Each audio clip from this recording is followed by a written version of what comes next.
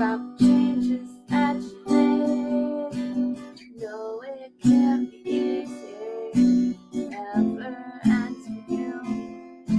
But couldn't it be true that you could just be free?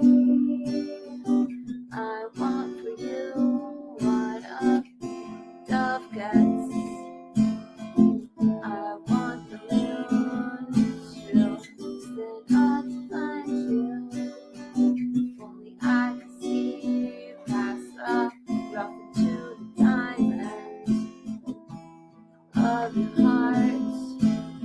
Couldn't it be true that you could just be free?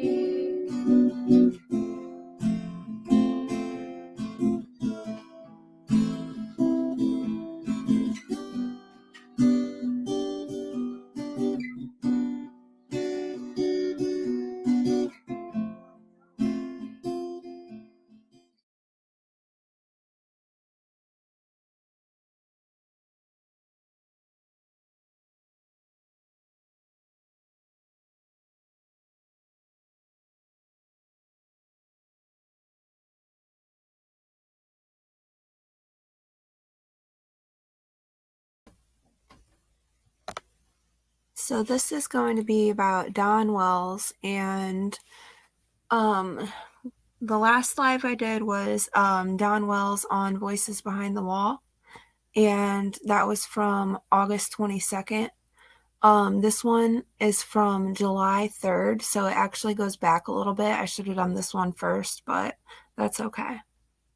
So on July 3rd, Dawn Wells was interviewed by J4J podcast.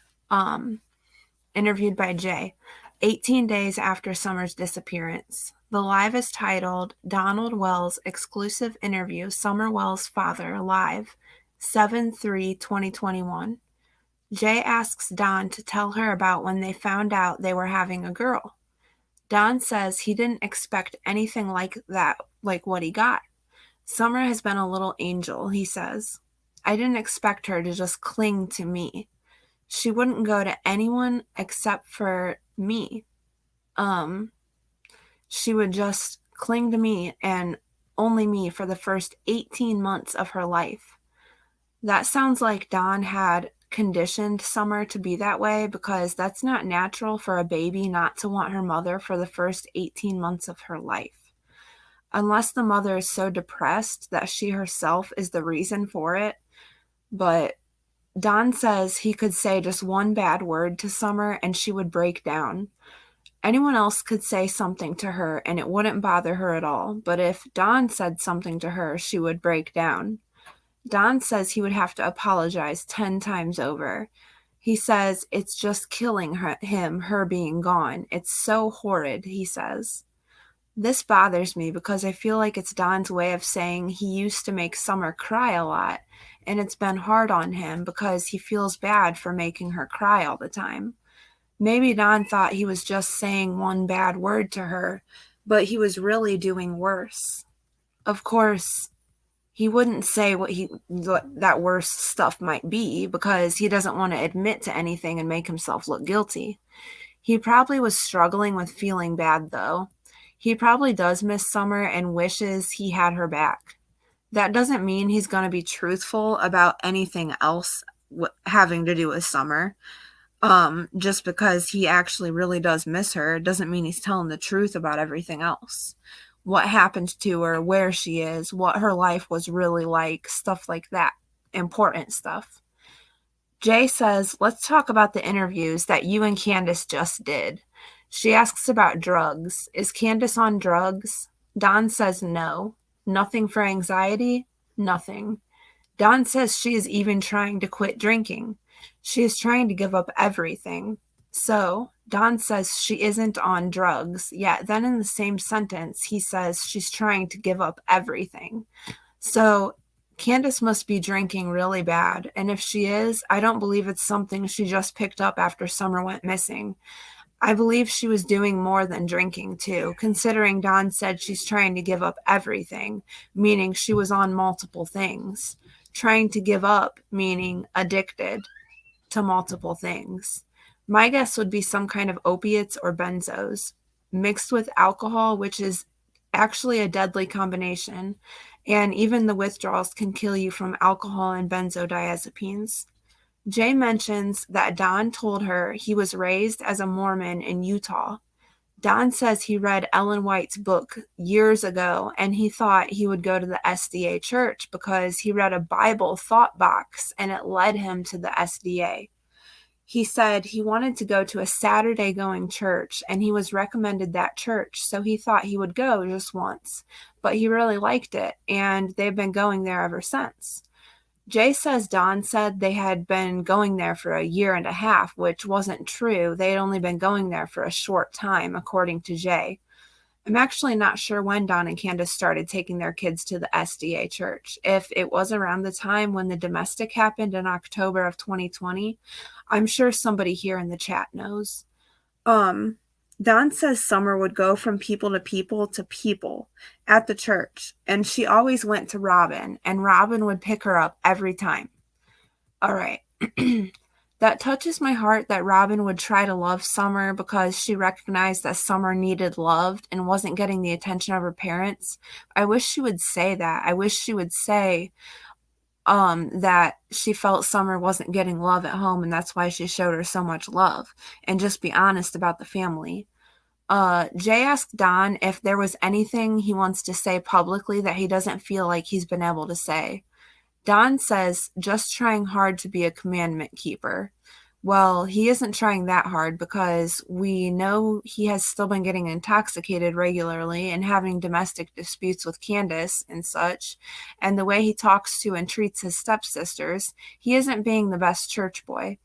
He said since this has happened to Summer, he has promised God that no matter what the outcome, he will be a commandment keeper because he wants to be in the resurrection and see his kids there.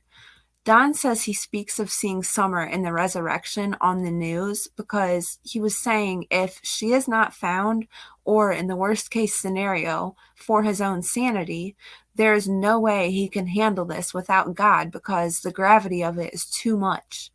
But worst case scenario, there is the resurrection, and I know I will see her there, says Don. Jay says a lot of people thought it sounded very like you just accepted that. And I have to agree with that. I think it sounds like Don just accepts that Summer is gone and accepts that she's not with us anymore and that he's going to see her in the resurrection and that he doesn't even put much emotion behind it.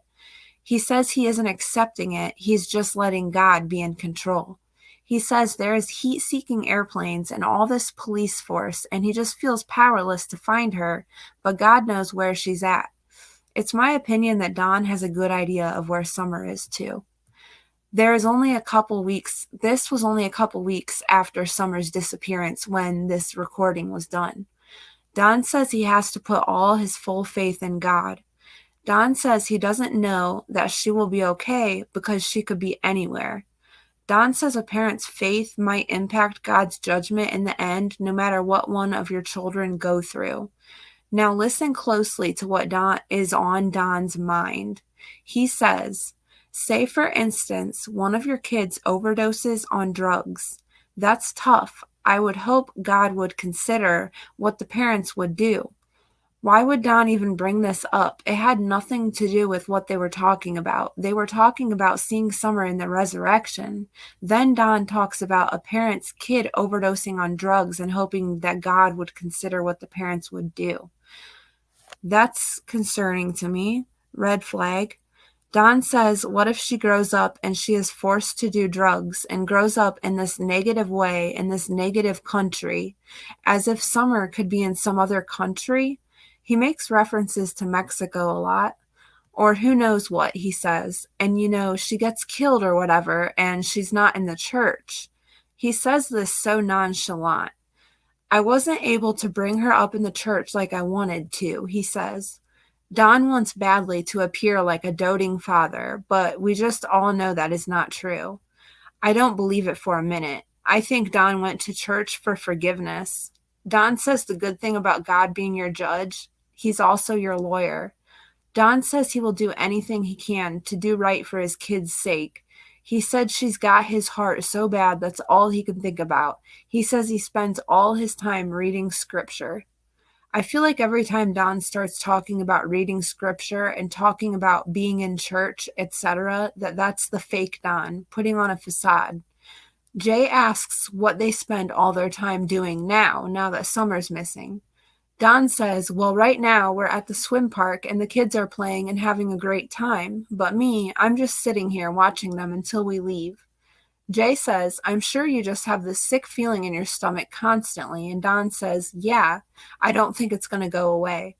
Don, do you still have that sick feeling in your stomach every day? Just wondering, because I feel once you're honest, you can begin to heal from that.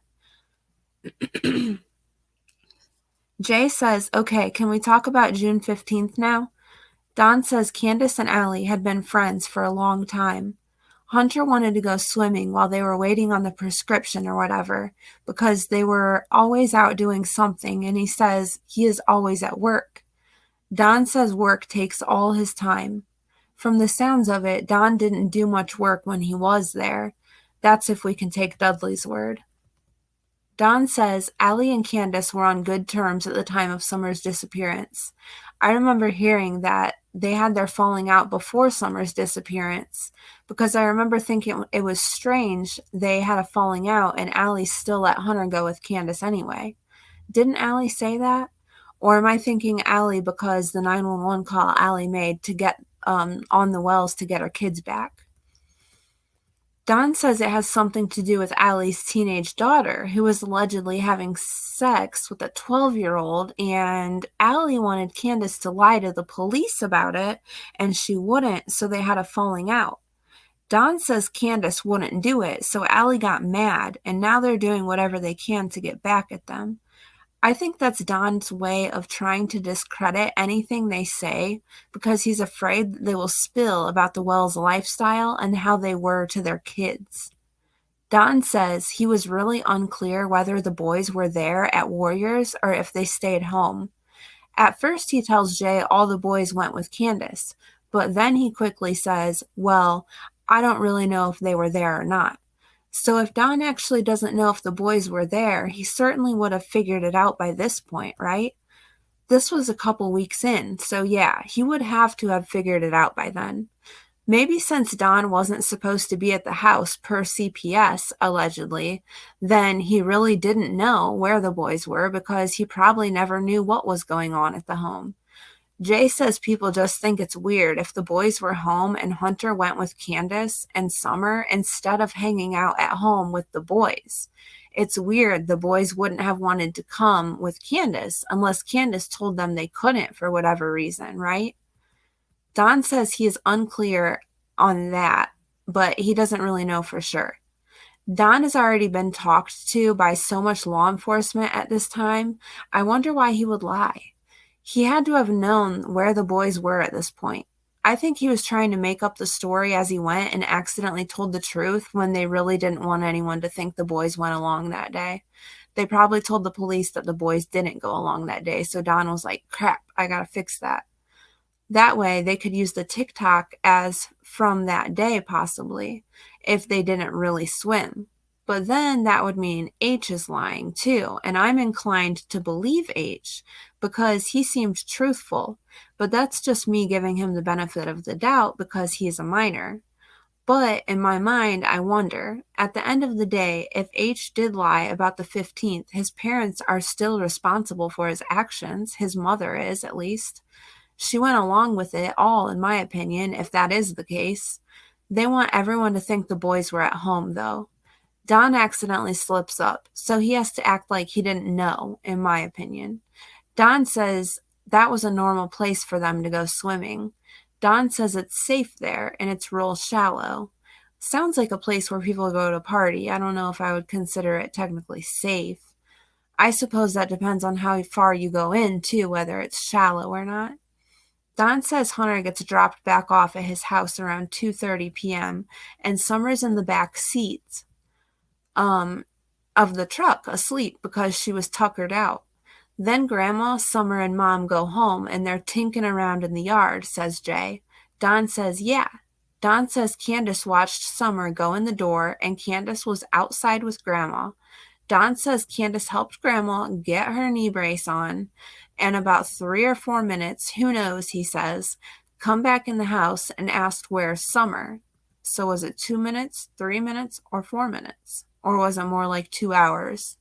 She went back down to play with her toys, so she hollered twice for her, and she didn't answer. And she went down there, and we haven't seen her since. The script. Don says it was her and Waylon's room down there, and the other boys slept upstairs. Don says the boys have a bad habit of leaving the basement door unlocked. Don wants us to think that door was unlocked. She could have went outside, and someone could have grabbed her. But Don says, so if someone abducted her, we don't know if they come in through the basement door or if Summer might have stepped out and walked around the back of the house. We know Candace says she doesn't think Summer opened the door by herself. Maybe Candace wants us to believe someone was waiting in the basement. How else would she get abducted if the door was locked? David Dotson says Candace said the door was locked and the only way in and out was the front door. So who knows? Unless someone broke in, but then there would be evidence of an abduction, right? Sometimes they say the door was locked, and sometimes they say the door was unlocked. I think they didn't even know. Don talks about the traffic that comes in and out of Beach Creek. He says there's a lot of drug traffic, which how would he know unless he was involved in it? He says people will come to his house and burn rubber and cause trouble, but there has been nothing since Summer has been missing. So that's weird. But whatever. Don, does that have anything to do with the drugs? Because he was talking about the drugs coming in and out of Beach Creek. Then he randomly says that about people burning rubber. Like he just says random shit when he's making it up as he goes. Jay asks about the neighbors, since he lives in the country. Don says, excuse me, you have neighbors. There's just so many trees you can't really see them. Don says a lot of these guys are really good people. There's never been an abduction in Beach Creek before. Don says all the sex offenders in the area have been checked into. Yet he says the TBI doesn't tell him anything, not a thing. Well, apparently they're telling you some things. Don said on the 15th, Candace called him freaking out, saying, I can't find Summer. I can't find Summer. So Don told her, okay, hang up and call 911. He said when she hung up, he called 911, and they transferred him to Hawkins County. Then he threw all his tools in the car, and he drove home in 20 minutes. Mind you, it was about an hour drive. And he says he beat all the police there and everything. According to Jody, there were a couple cops there before him, so who knows? Maybe he got the call at 5:30 and he waited longer than he said to call 911, and that's why 5:30 keeps standing out to Don. He says when he got home, he drove to the bottom property, drove all the way to the bottom to the creek and saw the boys out there and saw his neighbor, and that's when he knew she was abducted. I couldn't leave or do anything, and nobody would listen to me, he says. I think law enforcement was probably listening pretty closely to him. So the police must have pulled in right after Don then if he says they weren't there when he pulled in. Yet the first thing he does is say Summer was abducted and nobody was listening to him. Who was there to listen to you that wasn't listening at that point? Was it your neighbor and Candace and the boys that weren't listening to you? Or did you mean the police? Because you just said the police weren't there when you got there. So Don says they were honing in on him that night. Don says CSI came in the next day collecting all sorts of evidence, like a criminal investigation. The second or third day, they started bagging up all her clothes. I figured they would have done that the first night, but I wouldn't know. I wonder why after 2 or 3 days they decided to take Summer's clothes. What made them decide to do that? Is that a normal thing in a missing child's case, that they bag up all the children's clothing after only a couple days? Jay says, oh, I'm so sorry, and Don says, oh no, it's just part of it. Don's attitude is so accepting of everything, like he has expected it all, almost like it was all planned. He himself even says he expected something to happen to Summer. That hit my gut wrong when Don said that. Don says there was a yellow four-door car that Summer could have very well been in, and the police saw it on the way to the wells, and they couldn't stop because they were on the way to 110. So the police don't tell Don anything at all, yet they tell him that they saw a yellow car. He says this yellow car was headed down Beach Creek Road towards Rogersville.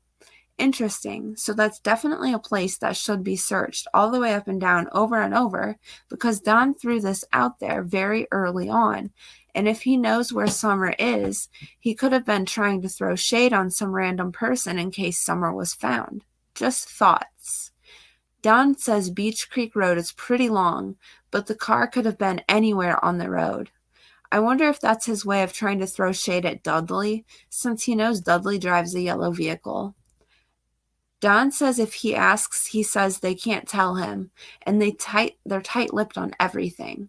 Don says they won't share anything with him. Don said it was kind of cold that night, so they were kind of worried about her being out here by herself. Jay says, yeah, you would think someone took her or she wandered off. Don says, yeah, someone could have been on foot, too. That's a possibility. Jay says she wants to keep the focus on Summer and off of the rumors. They talk about Grandma, how she lives on the property in her trailer. Jay asks why Grandma hasn't spoken out. Don says, well, all the negative media stuff she went through with her daughter. She says she lost her daughter, now she lost her granddaughter, the same exact way, except for that was in Wisconsin. I feel like everyone is thinking the same thing. How does Don know that Rosemary Bly and Summer went missing in the same exact way? It wasn't under the same circumstances whatsoever, so I don't see what he was getting at with that one. This is a serious problem in our country, he says. He says he wishes he could convince the military to help find all these missing kids. Don says crime is getting worse for sure in so many ways. Drugs, meth, it's coming across the borders so easily. Going across to Mexico, they don't check you at all. They won't stop you from swimming over the Rio Grande. Take a bunch of kids, go swimming across the river, they're gone, he says. That always stuck in my mind since I very first heard him say that, because Don has been to Mexico, according to him, and he would probably know because Don allegedly knows about a lot of bad things involving children, which is really alarming. Jay asks how old his kids are, and he doesn't know, so he asks them because they are in the background playing. He knows Josie is 13. He asks Wyatt how old he is. He says 11.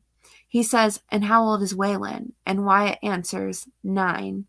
Don says, I'm not too good on birthdays. Sorry. Which most of us all know that Don couldn't remember Summer's birthday and apparently didn't know how old she was even when she first went missing. That has always been noted in my mind. I won't ever forget how little Don knows about his own children, yet he pretends to be a doting father. Jay asks how they're doing, the boys. Don says they seem to be doing fine. Don says they can go a lot longer without thinking about Summer than he can. Don says the boys were taken far away to some counseling. This could have had a lot to do with their removal, for all we know, which I don't want to speculate too much on right now. Jay confirms the boys are with them in their custody. Don says yes, as long as the threats don't continue. People saying they're going to come beat the truth out of us. People came up one night with flashlights and we had to call the police. The FBI warned them on Facebook, according to Don. Says he hasn't heard nothing since. Does anyone feel like he's just made that whole thing up? I think he wasn't lying about they called the cops because there was people up there with flashlights. Because I haven't heard the call, but I'm sure it does exist, or he wouldn't lie about it because he knows people can find that type of stuff out. But at the same time, I feel like Don would take that into his own hands, and I don't think it would scare him because Don doesn't seem to shy away from people easily. I could see Don going off on someone if they said something like that to him and not calling the FBI about it. But at the same time, I could see Don reporting it just to try and make himself look good to the police, even though they have got to know at this point that this is not the real Don. Don says, some of the questions that they ask you just brings back memories and you lose it. Would you hurt? Have you done something to your little girl? Just questions they have to ask. And we know Jose said they asked questions to him about if they thought he did physical harm to Summer. So you both were told they passed the test, right? Jay asks. Don says yes, that they passed their polygraphs. The Green River Killer and Ted Bundy also passed their polygraphs. So, fun fact. Jay asks, do you think Summer would have went off with someone willingly? Don said maybe with some of our church members, but I don't think they would ever take Summer. I think he was going to say. Jay asks, these people that want to take Jay says these people that want to take children use all sorts of things like the puppy. Have you seen my puppy trick? Jay says, is it possible Summer came back outside and no one saw? Don said, yeah, she liked to play out back where they were planted some roses, especially when it's hot because it's cooler right there. There were many times the boys left Summer outside alone and he had to tell them to go get her. She just loved to be outside. He says that is what kills him, if she is locked up somewhere and she can't get outside, and just the fright and the trauma and just the thought of all that just kills him. When I get alone, those thoughts come to me more and more, he says. I can only imagine Don has some dark secrets that haunt him, especially when he is alone. That's probably where the writings on the wall at one of his job sites come from, his guilty conscience eating him alive when he's alone. Maybe if Don was subjected to the right pressure, he would crack. I think if Candace was subjected to the right pressure, that she would crack. So my son just woke up, so I gotta go, but thank you for being here with me for this. I think I still have faith that Summer will be found, and they're working on our case with all the diligence and compassion that they can to find the clues that they need to crack the case. Once Summer is found, we can hashtag justice for Summer all day long. Till that day, just keep praying she is found. She's out there, and she needs us. Don't give up hope. It's a tough world out there. Keep your crown on straight and stand your ground, and keep your chin up.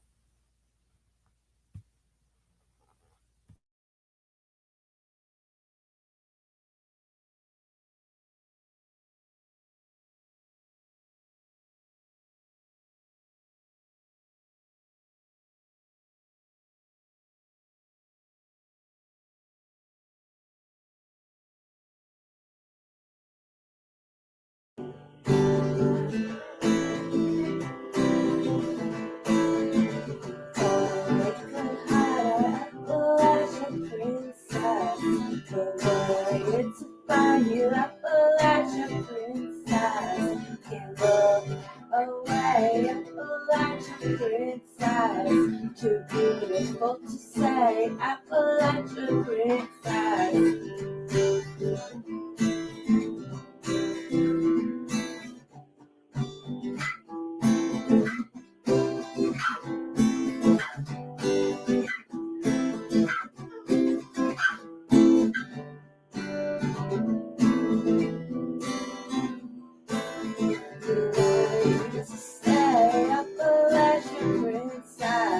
But you got gone away, Appalachian princess. We will figure out a way to get you out of this mess. Can't shut me up, I will be here fighting. Can't brush me off, we're thunder and lightning. She goes, we follow, not scared of no hollow.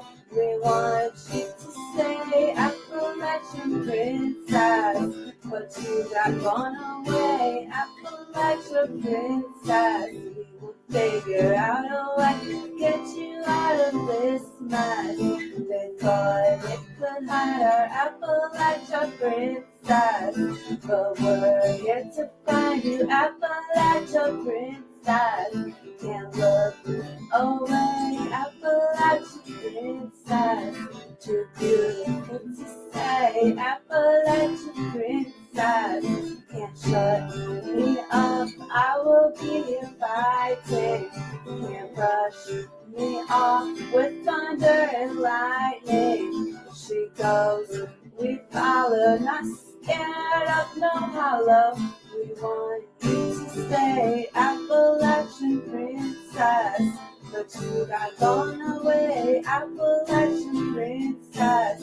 We'll figure out a way to get you out of this mess.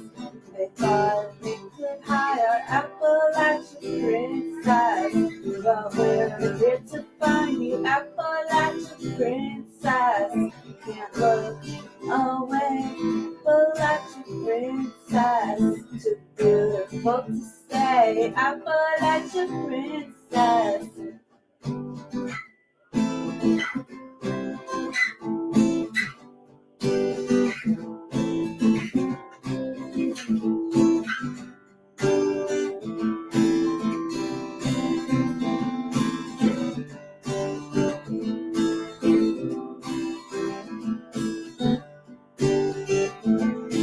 Appalachian princess.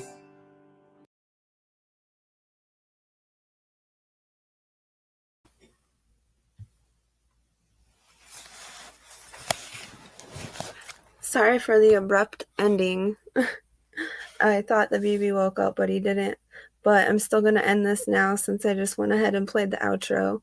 So thanks for being here. I appreciate you guys. And I appreciate you being patient with me while I figure this all out because I'm still new and I'm trying to do the best that I can. So thanks for being here and being patient with me. I love you guys. All right. Bye.